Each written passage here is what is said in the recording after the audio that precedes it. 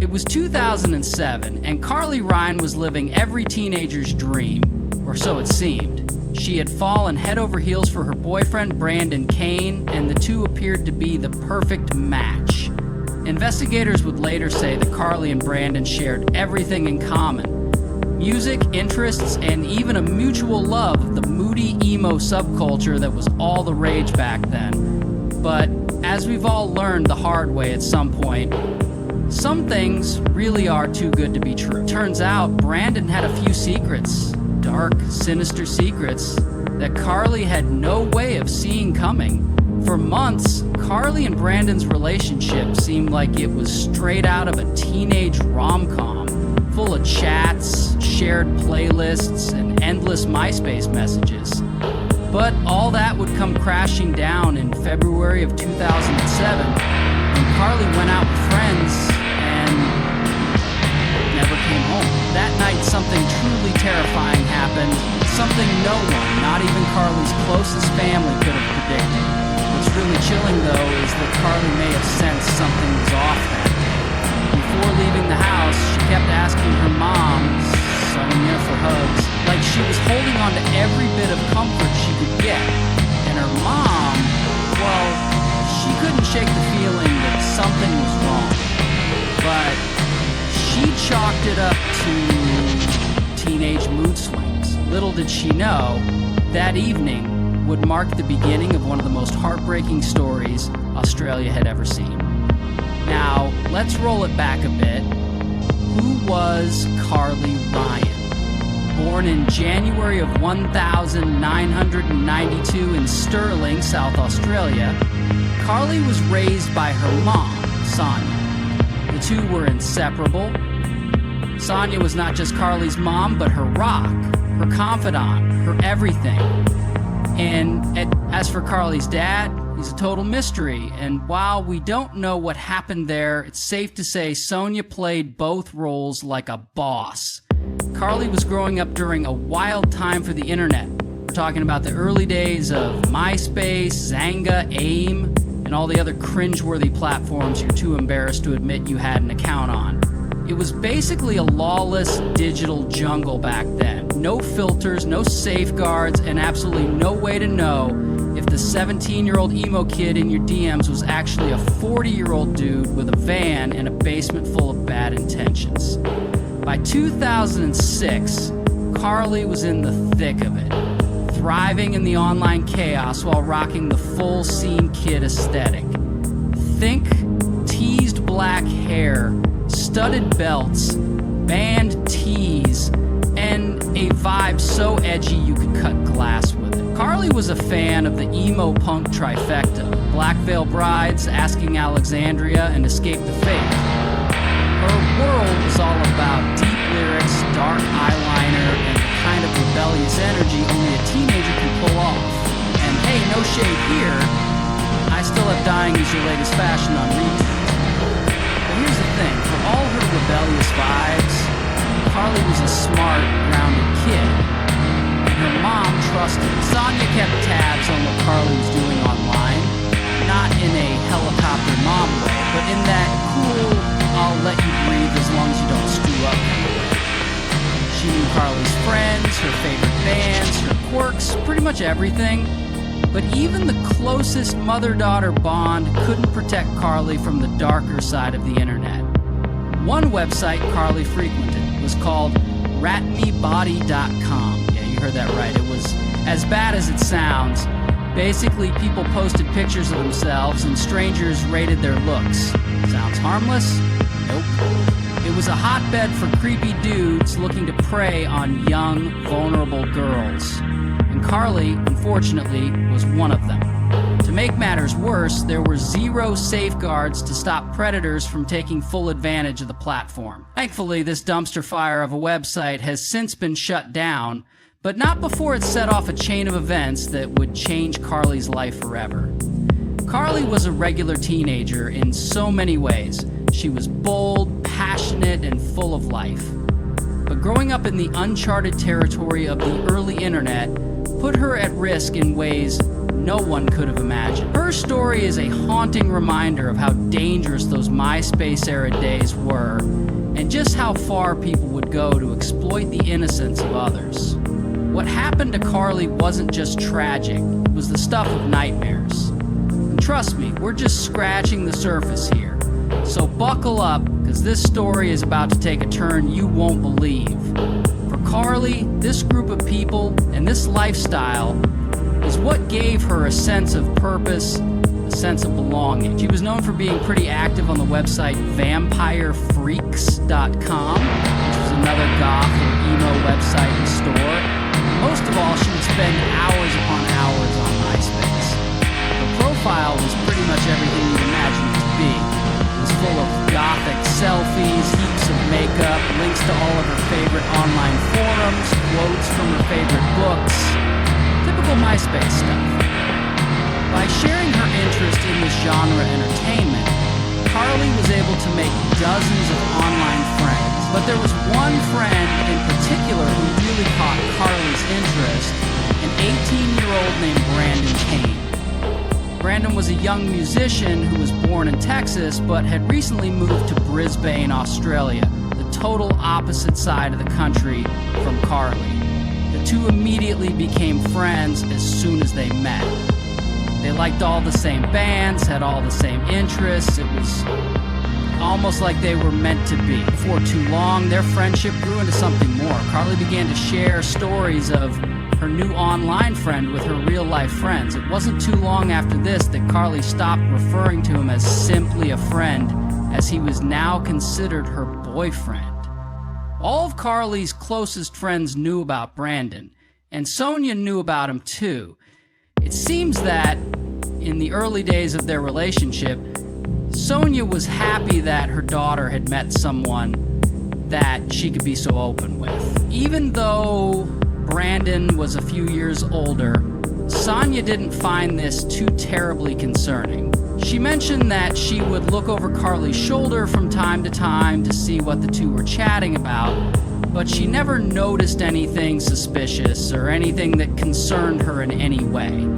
Before long, the two started video chatting with one another, and by all means, Brandon appeared to be the guy he claimed to be. Carly couldn't have been happier. Even though her boyfriend lived over 20 hours away, she was just ecstatic to have someone she could be so close with. But it didn't take long before things started to get, well, a little bit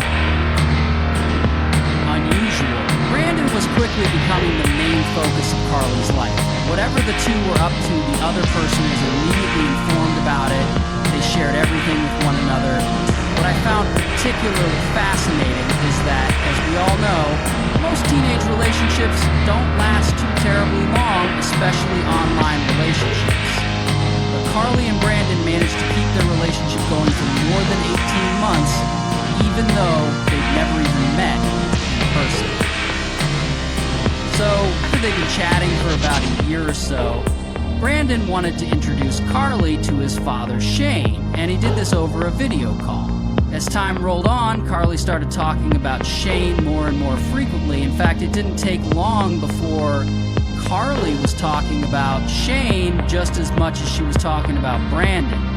This is when Sonya started to get a little bit concerned. She asked Carly why she suddenly had such an interest in Shane, and she explained that Brandon and Shane were incredibly close, much like Sonya and Carly were. Sonya reminded Carly to be careful, and Carly made it very clear that if anything started to get weird or uncomfortable, she'd tell her mother right away. For Sonya, this was enough to calm her fears, so she dropped it and let it be. Sonya would later learn that Shane had a job as a security guard, and this job caused him to travel for work events every so often. In February of 2007, he was traveling across Australia for one of these events, and on his way home to Brisbane, he offered to stop by Carly and Sonya's home to drop off a few birthday gifts that he and Brandon had purchased for Carly the previous month. At first, Sonya thought this was a little bit strange, but when Shane showed up at the family's home, He was wearing his security guard outfit, so his story seemed to check out. Shane seemed to be exactly the man he claimed to be. He was clean-cut, professional, and nothing seemed unusual about him. In fact, Carly and Sonya felt so safe around him that they offered to let him spend the night at their home, inviting him to Carly's birthday party the following day. But while Shane was in town, he offered to take Carly shopping. Now this, in my book, is definitely a bit strange. What would a 50-year-old man be doing taking a teenage girl shopping? Even if he was the father of her boyfriend, this seems a bit strange, considering the two had only just met. There's been no indication that Carly's mother was present during their trip. But the following day, at Carly's birthday party, that's when things really started to get... When Shane showed up at Carly's birthday party, it was immediately clear that something strange was happening. When Carly's friends and family members started showing up, Shane started to get visibly uncomfortable. There wasn't any particular moment that you could point to and say, "See that? That's weird." But Sonya started to notice that Shane, for lack of a better word, seemed possessive over Carly. It seemed almost as if Shane and Carly were glued at the hip. He didn't let her wander off too terribly far, and he hung around Carly throughout the entire party, rarely ever speaking to anyone other than her for more than a few simple sentences. But the following morning, that's when things really started to get weird. As Sonya passed by Carly's bedroom, she noticed that Shane and Carly were lying on Carly's bed. Like, in one report, it was claimed that Shane was actually lying on top of Carly. Carly was clearly uncomfortable. Sonya immediately sprang into action and told Shane that he needed to leave immediately. It doesn't seem like he put up too much of a fight either. He knew he'd been caught. He grabbed his things and left. As soon as he was gone, Carly revealed that he'd made a few passes at her, but that she had repeatedly rejected his advances, insisting that she was in love with his son, not him. Carly then told her mother about the birthday presents that she had shown up with. Now, because of YouTube's terms of service, I can't really explain the full extent of these gifts, but let me just say, one of them was an outfit that no 50-year-old man had any business gifting to the girlfriend of his son. This was the moment that Sonya truly understood what was happening here. She made all the right moves in the coming days, taking away Carly's access to social media, banning her from using her cell phone, keeping a much closer eye on her online activity, and calling Shane and telling him that he was never allowed to speak to her daughter again, or she'd report him to the police. Mind you, this may all sound a bit harsh, but this wasn't done as a way to punish Carly in any way. This was all done in a bid to keep Carly safe. And based on Sonya's statements since then, it seems that she likely did a good job explaining this to Carly. It's awful that Carly lost so many of her freedoms because of this guy, but when it comes to the safety of your child, all bets are off. You do what you have to do. But the problem is that, well, we've all been teenagers at some point. We all know that. Regardless of what your parents do, regardless of what they tell you, if you want to do something, you'll find a way to do it. And Carly wasn't willing to let Brandon go. She admitted that what happened with Shane was pretty insane, but Brandon wasn't to blame. No sooner than her mother forbade her from speaking with Brandon, Carly was right back up to her old antics, speaking to Brandon every chance she could get. Only this time she was keeping it a secret. Her mother had no idea. A few weeks passed by, and it was February 19th, 2007, when Carly told her mother that she was going to be spending the night out with a group of her friends. She got dressed up in her best outfit, then headed for the front door. But strangely, Sonya says that, it was at this moment that Carly's behavior began to change. She turned to her mother and asked her for a hug, then another, and another. It was almost almost as if she was afraid to leave. Her demeanor had changed without any rhyme or reason.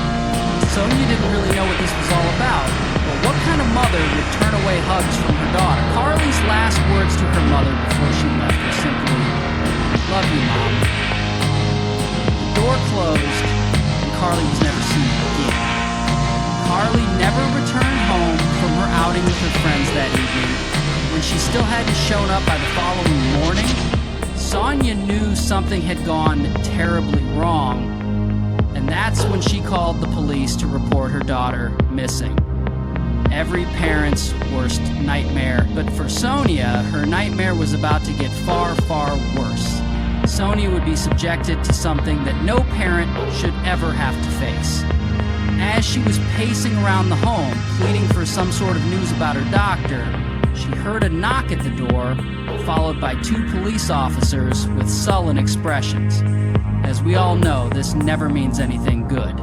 Carly had been found, but not the way her mother had hoped. Investigators revealed that early that morning, detectives had come across a victim who'd been floating in Horseshoe Bay. The victim was identified as Carly Ryan. When she was taken in for further forensic analysis, it was determined that Carly had endured at least 19 injuries before she lost her life, each of which was more haunting, heinous, and heartbreaking than the last. Security cameras and witness reports would soon reveal that Carly was last seen on the beach in the Horseshoe Bay area at around 9:30 the previous evening. She was in the company of what appeared to be 2 men, but it would later come to light that this had been 1 man and a teenage boy.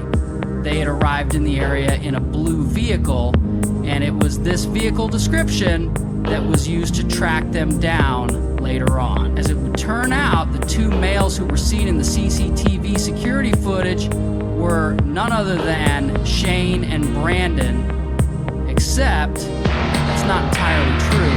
See, that's because Shane and Brandon, they didn't exist. 11 days after Carly was discovered in Horseshoe Bay, police closed in on Garry Francis Newman, as well as his teenage son. His teenage son has never been named due to laws in Australia that prevent the names of young offenders from being revealed. It would quickly become clear that Garry was, in fact, both Shane and Brandon. He created an alter ego online to lure teenage girls and cause them to fall in love with him, faking interest in everything they loved and stalking them both online and in the real world. What makes this situation so much worse is that Garry had either convinced or forced his teenage son to play a part in the scheme as well. Considering there's virtually 0 information available about Garry's son, we don't know if he was a willing accomplice or if he was just as much a victim as Carly was.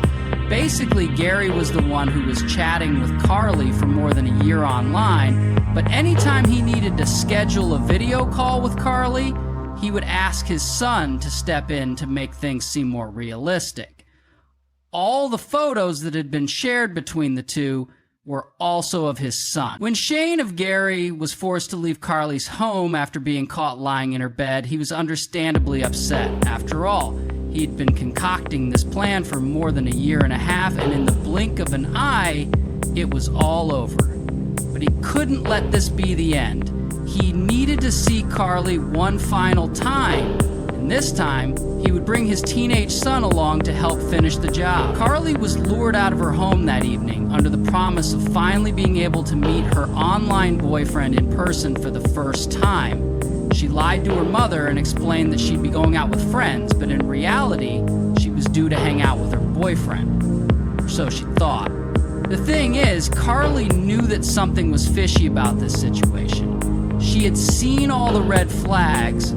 Her mother had warned her about both Shane and Brandon, but she chose to risk it all anyway. We know that Carly knew about the potential dangers because of how apprehensive she was to leave her home that evening. Her mother knew something was a bit off too, but considering Carly lied about her intentions that evening, there was little her mother could do.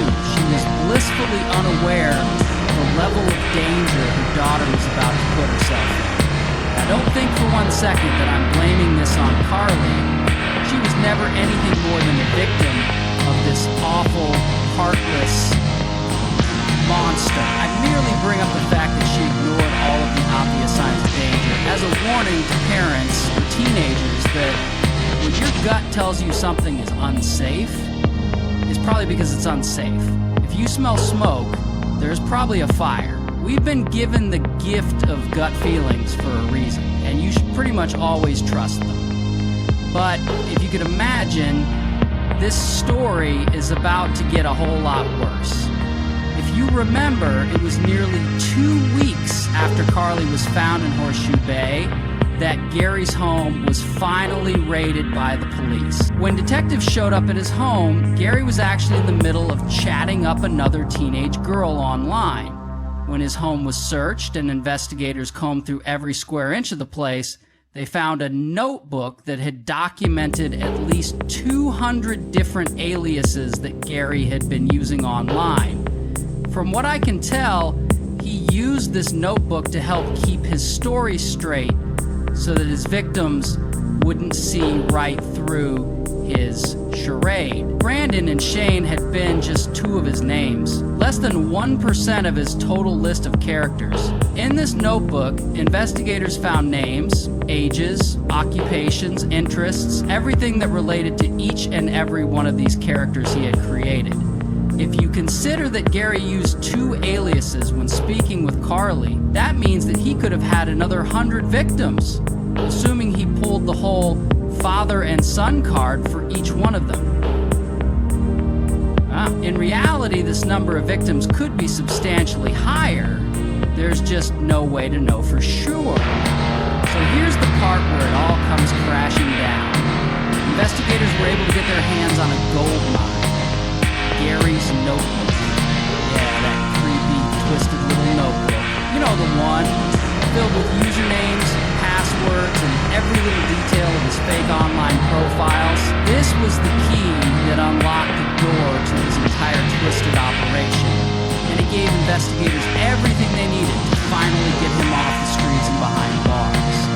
But let's be real, putting someone behind bars doesn't magically heal the gaping wound left in the hearts of the people they've hurt.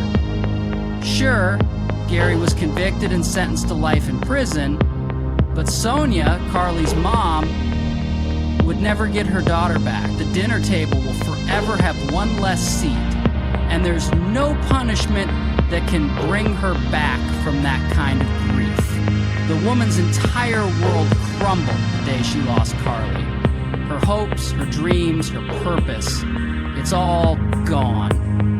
Now, while Garry may be locked up for life, we have to face the ugly truth. He'll be eligible for parole after 29 years. That's right, 29 years. The man was 50 when this went down, so by the time he's even considered for parole, he'll be pushing 80. It's safe to say that Garry's chance of seeing daylight again is slim, but as far as I'm concerned, that day should never come. I'm sure we all agree on that.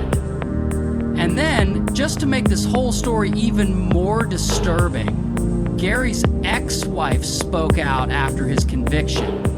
She dropped a bombshell. Turns out, she had divorced him long before this tragedy, and not because of anything trivial. No, she left because Garry had been abusive, physically assaulting her, forcing her into situations against her will, and all sorts of other terrifying behaviors.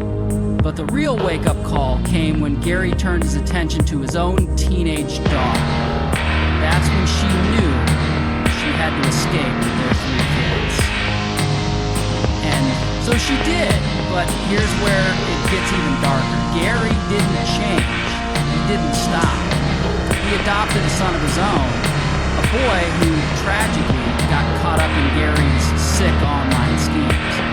Thankfully, Garry's son was cleared of all charges, which means we can safely assume that he was just another victim, much like Carly was. In the aftermath of such a horrific loss, Sonya made the decision to turn her pain into something powerful. She wasn't just going to sit back and let this happen to anyone else. So what did she do? She created the Carly Ryan Foundation.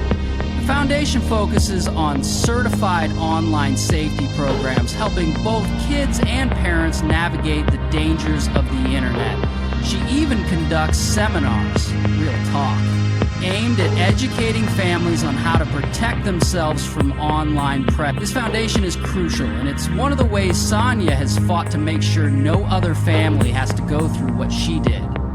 But Sonya didn't stop there. Oh no, she also pushed through to establish Carly's Law, a law that's been an absolute game changer in the fight against online predators.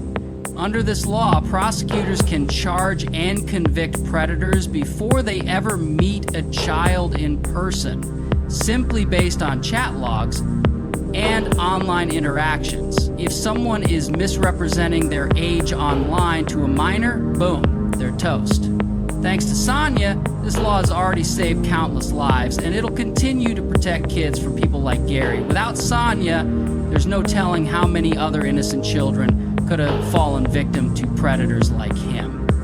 So if you're a parent or if you're a teen who's cruising around on the internet, which, let's face it, you are, I strongly encourage you to check out the Carly Ryan Foundation. Head over to carlyryanfoundation.com, where you'll find tons of updated resources on how to keep kids safe on modern platforms like Roblox, Fortnite, and the many others that kids are flocking to these days. This stuff is real, it's crucial, and it's more important than ever. There's no bringing Carly back. But if Sonya has anything to say about it, every child around the globe, no more tragedies like this, ever again. No parent should ever have to experience what Sonya went through. It's up to all of us, to you, to me, to everyone watching, to protect these kids. We can't afford to let our guard down. Thank you so much for tuning into this episode of True Crime Stories. If you found this case interesting, don't forget to check out the other video I've covered right here. And also, don't forget to subscribe. It's free, and it'll keep you updated with all my future content. You can also hit that join button to support the channel and see new videos before anyone else. All right, I'll catch you in the next one. Stay safe out there, folks.